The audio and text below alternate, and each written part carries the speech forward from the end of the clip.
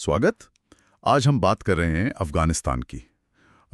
एक ऐसा नाम जो अक्सर खबरों में रहता है, लेकिन जिसकी असल कहानी कहीं ज्यादा गहरी और उलझी हुई है। हाँ, बिल्कुल।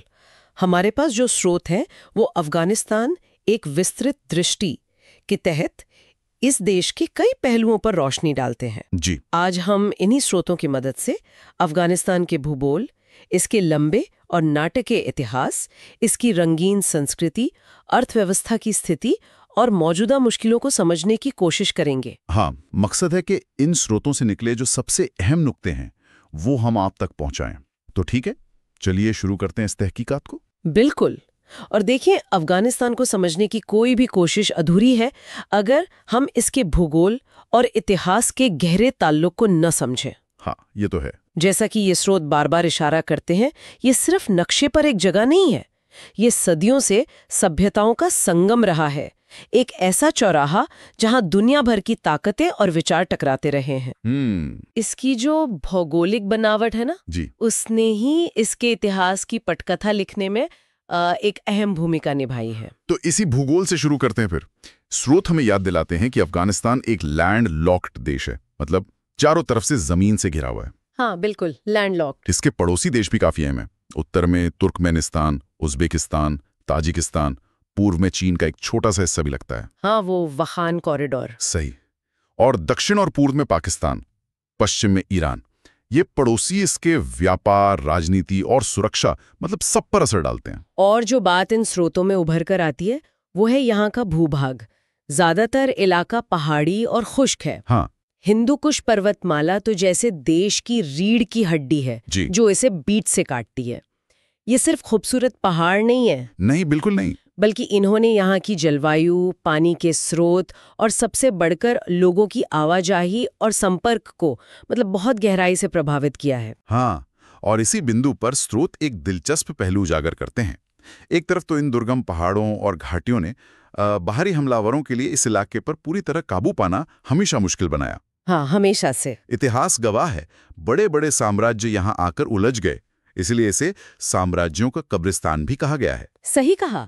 ये स्रोत दिखाते हैं कि कैसे भूगोल ने एक तरह की, क्या कहते हैं, प्रतिरोधक क्षमता दी। हाँ। लेकिन इसी सिक्के का दूसरा पहलू भी है जिस पर स्रोत ध्यान खींचते हैं।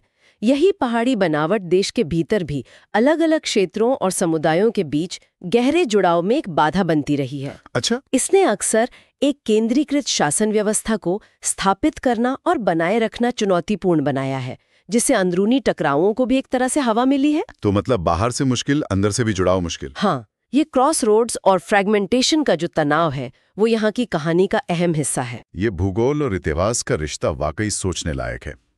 अब जरा इतिहास की उन परतों को खोलते हैं जिनका जिक्र इन स्रोतों में बार बार आता है। हाँ। जड़ें बहुत पुरानी हैं। प्राचीन काल में ये गांधार सभ्यता का केंद्र था, बौद्ध धर्म का एक महत्वपूर्ण गढ़। बिल्कुल। कुषाण साम्राज्य के समय तो ये सिल्क रूट का एक अहम हिस्सा था, व्यापार और संस्कृति का चौराहा। हाँ, स्रोत बताते हैं कि वो दौर ज्ञान और कला के लिए काफी अहम था। फिर मध्यकाल में 7वीं सदी के आसपास इस्लाम का आगमन हुआ। जी। इसके बाद गजनवी, गौरी जैसे शक्तिशाली सल्तनतों का उदय यहीं से हुआ, जिन्होंने भारतीय उपमहाद्वीप के इतिहास पर भी गहरी छाप छोड़ी। ये स्रोत उस दौर की वास्तुकला और सांस्कृतिक आदान प्रदान का भी जिक्र करते हैं। और फिर मुगलों का प्रभाव रहा, जिसके बाद पश्तून शासकों ने धीरे धीरे आधुनिक अफगानिस्तान की शक्ल तैयार की।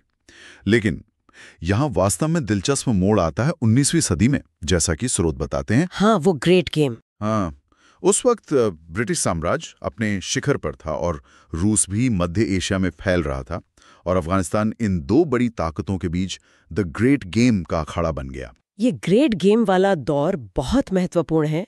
स्रोत इस बात पर जोर देते हैं कि कैसे अफगानिस्तान ने अपनी आज़ादी बनाए रखने के लिए ब्रिटिश साम्राज्य से 3 बड़ी जंगें लड़ी।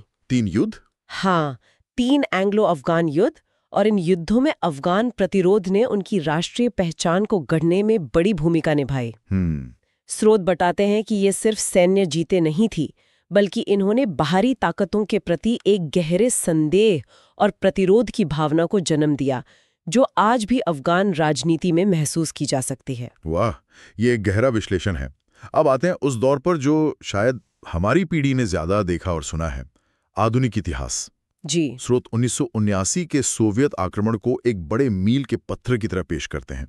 इसका असर क्या हुआ, क्या कहते हैं स्रोत? स्रोत साफ करते हैं कि सोवियत आक्रमण एक त्रासदी थी जिसने देश को दशकों लंबे संघर्ष में धकेल दिया। इसने न केवल भीषण गृह युद्ध को जन्म दिया बल्कि मुजाहिदीन आंदोलन को भी खड़ा किया। मुजाहिदीन। और ये जानना दिलचस्प है कि इन स्रोतों के मुताबिक मुजाहिदीन कोई एक संगठित समूह नहीं था, बल्कि कई अलग अलग गुट थे जिनके अपने हित और बाहरी समर्थक थे। अमेरिका, पाकिस्तान, सऊदी अरब, ईरान, मतलब सब शामिल थे। अच्छा। सोवियत संघ के जाने के बाद भी ये गुट आपस में लड़ते रहे। तो सोवियत वापसी से शांति नहीं आई बल्कि अराजकता और बढ़ गई। बिल्कुल। स्रोत बताते हैं कि सोवियत आक्रमण और उसके बाद के गृह युद्ध ने अफगान समाज के ताने बाने को बुरी तरह तोड़ दिया। अगर हम इसे बड़ी तस्वीर से जोड़ें तो इसने देश में अस्थिरता का एक ऐसा दुष्चक्र शुरू किया जिसने बाहरी हस्तक्षेप के लिए दरवाजे और खोल दिए और देश की संप्रभुता को कमजोर किया। इसी पृष्ठभूमि में, जैसा स्रोत बताते हैं, 1990 के दशक के मध्य में तालिबान का उदय हुआ। तालिबान। स्रोत बताते हैं कि उन्होंने शुरुआत में अराजकता खत्म करने और इस्लामी कानून लागू करने के वादे के साथ समर्थन हासिल किया जी। और 1996 तक काबुल समेत देश के बड़े हिस्से पर कब्जा कर लिया।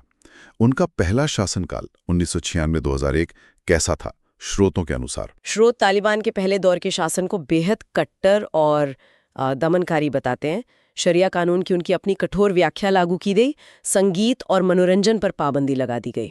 सबसे ज्यादा असर महिलाओं पर पड़ा, जिनकी शिक्षा, रोजगार और सार्वजनिक जीवन में भागीदारी लगभग खत्म कर दी गई। इसी दौरान तालिबान ने अल-कायदा और ओसामा बिन लादेन को पनाह दी। और फिर आता है 9/11 का हमला और 2001 में अमेरिकी नेतृत्व वाला हस्तक्षेप। स्रोत इस घटना को कैसे देखते हैं? स्रोत इसे एक और निर्णायक मोड़ मानते हैं। अमेरिकी हस्तक्षेप ने तालिबान को सत्ता से तो हटा दिया और एक नई सरकार स्थापित करने में मदद की। कुछ हद तक शिक्षा और स्वास्थ्य सेवाओं में सुधार भी हुआ, खासकर शहरों में। हाँ, कुछ तो हुआ था। लेकिन स्रोत ये भी उजागर करते हैं कि ये हस्तक्षेप एक लंबे, महंगे और रक्तरंजित संघर्ष में बदल गया। अगले 20 साल तक अमेरिकी और नाटो सेनाओं की मौजूदगी के बावजूद तालिबान का विद्रोह जारी रहा और देश में अस्थिरता बनी रही। तो 20 साल के अंतर्राष्ट्रीय प्रयासों के बाद भी स्थायी शांति क्यों नहीं आ पाई? क्या स्रोत इसकी कोई वजह बताते हैं? क्या गलत हुआ? स्रोत कई जटिल कारणों की ओर इशारा करते हैं। इनमें शामिल है अफगानिस्तान की अंदरूनी राजनीतिक गुटबाजी, पड़ोसी देशों का दखल, भ्रष्टाचार, तालिबान का लगातार मजबूत होना और शायद अंतर्राष्ट्रीय समुदाय की रणनीति में भी कुछ कमियां रहीं। अरबों डॉलर खर्च हुए, अनगिनत जाने गईं, लेकिन नतीजा स्थायी स्थिरता नहीं निकला। स्रोत इस बात पे जोर देते हैं कि इस लंबे संघर्ष में अफगान समाज पर कितने गहरे जख्म छोड़े हैं। और फिर सबसे हालिया घटनाक्रम जिस पर सभी स्रोत एक मत हैं, अगस्त 2021 में अमेरिकी और विदेशी सेनाओं की वापसी और उसके फौरन बाद तालिबान का बिजली की तेजी से पूरे देश पर कब्जा कर लेना। ये वाकई एक चौंकाने वाला घटनाक्रम था जिसकी तेजी ने सबको हैरान कर दिया। स्रोत इसे अफगान इतिहास का एक और दुखद अध्याय बताते हैं। हाँ। तालिबान की सत्ता में वापसी ने पिछली 20 सालों की उपलब्धियों, खासकर मानवाधिकार और महिलाओं की स्थिति के क्षेत्र में उन पर गंभीर सवाल खड़े कर दिए हैं। इसने भविष्य को लेकर गहरी अनिश्चितता पैदा कर दी है, जिसका असर हम आज भी देख रहे हैं। इतिहास वाकई बहुत बोझिल और उतार चढ़ाव भरा रहा है, लेकिन अफगानिस्तान सिर्फ युद्ध और राजनीति का मैदान नहीं है। चलिए अब यहाँ के लोगों और उनकी संस्कृति पर ध्यान देते हैं, जिसका जिक्र स्रोत भी करते हैं। हाँ, जरूर। कौन है अफगानिस्तान के लोग? क्या कहते हैं स्रोत? स्रोत बताते हैं कि अफगानिस्तान एक बहुजातीय और बहुभाषी देश है। यहाँ कई प्रमुख समुदाय हैं। पश्तून, जो पारंपरिक रूप से सबसे बड़ा समूह रहा है और राजनीति में जिनका दबदबा रहा है जी। ताजिक, जो फारसी भाषी हैं और उत्तर और पश्चिम में केंद्रित हैं। हजारा, जो मुख्य रूप से मध्य अफगानिस्तान में रहते हैं और शिया मुसलमान हैं। और उज़्बेक और तुर्कमेन समुदाय, जो उत्तरी इलाकों में है। इन समूहों के अपने अपने इतिहास, भाषाएं और सांस्कृतिक पहचान है। और भाषाओं की बात करें तो स्रोत किन भाषाओं को अहम बताते हैं? पश्तू और दारी, जो फारसी का ही एक रूप है, ये दोनों अफगानिस्तान की आधिकारिक भाषाएं हैं और बड़े पैमाने पर बोली और समझी जाती हैं। अच्छा, पश्तो और दारी। हाँ, स्रोत बताते हैं कि ये भाषाई विविधता देश की सांस्कृतिक समृद्धि का हिस्सा है, हालांकि कभी-कभी ये राजनीतिक तनाव का कारण भी बनी है। संस्कृति के और कौन से पहलू स्रोतों में उभर कर आते हैं? संगीत, कला? स्रोत पारंपरिक संगीत की समृद्ध विरासत का जिक्र करते हैं, जिसमें रबाब जैसे वाद्य यंत्रों का खास स्थान है। रबाब? हाँ, कविता और शायरी का भी अफगान समाज में गहरा महत्व रहा है। इसके अलावा स्रोत यहाँ की हस्तकला, खासकर कालीन बुनने की कला की बहुत तारीफ करते हैं। हाँ, अफगानी कालीन तो मशहूर हैं। बहुत मशहूर। अपनी जटिल डिजाइन, रंगों और गुणवत्ता के लिए दुनिया भर में जाने जाते हैं। ये सिर्फ सजावट की चीजें नहीं, बल्कि पीढ़ियों से चले आ रहे हुनर और सांस्कृतिक अभिव्यक्ति का प्रतीक है। ये जानना सुकून देता है कि इतने मुश्किल हालात में भी ये कलाएं और परंपराएं जिंदा हैं। बिल्कुल। स्रोत इस बात पर जोर देते हैं कि ये सांस्कृतिक जीवंतता इतने दशकों के संघर्ष के बावजूद अफगानिस्तान की असली ताकत है। ये परंपराएं लोगों को उनकी जड़ों से जोड़े रखती हैं, उन्हें पहचान देती हैं और मुश्किल वक्त में उम्मीद भी बंधाती हैं। संघर्ष की कहानियों के बीच इन सांस्कृतिक पहलुओं को समझना भी उतना ही जरूरी है। निश्चित रूप से। अब अर्थव्यवस्था की तरफ मुड़ते हैं। स्रोत अफगानिस्तान की आर्थिक स्थिति को कैसे बयान करते हैं? क्या हाल है? स्रोत इसे एक विकासशील देश के रूप में चित्रित करते हैं, जिसकी अर्थव्यवस्था दशकों के युद्ध और अस्थिरता से बुरी तरह प्रभावित हुई है। जाहिर है। मुख्य आधार कृषि ही है। गेहूं, फल, मेवे यहाँ की मुख्य फसलें हैं। पशुपालन भी आय का एक महत्वपूर्ण स्रोत है। लेकिन पानी की कमी, पुरानी तकनीकें और असुरक्षा कृषि के विकास में बड़ी बाधाएं हैं। और वो अफीम की खेती का मुद्दा, वो तो बहुत बड़ा है। स्रोत इसके बारे में क्या कहते हैं? हाँ, स्रोत अफीम की खेती को एक बड़ी और जटिल समस्या के रूप में उजागर करते हैं। ये गरीबी, अस्थिरता और संगठित अपराध से जुड़ी हुई है। हालांकि तालिबान ने इस पर रोक लगाने की कोशिश की है, लेकिन ये अर्थव्यवस्था का एक अनौपचारिक मगर अहम हिस्सा रही है, जिससे निपटना एक बड़ी चुनौती है। क्या अर्थव्यवस्था में कृषि के अलावा भी कुछ संभावनाएं हैं? खनिज संसाधनों का जिक्र हुआ था पहले। हाँ, स्रोत बताते हैं कि अफगानिस्तान में तांबा, लोहा, सोना, लिथियम और दुर्लभ खनिजों के विशाल भंडार होने का अनुमान है। लिथियम भी? हाँ, लिथियम भी।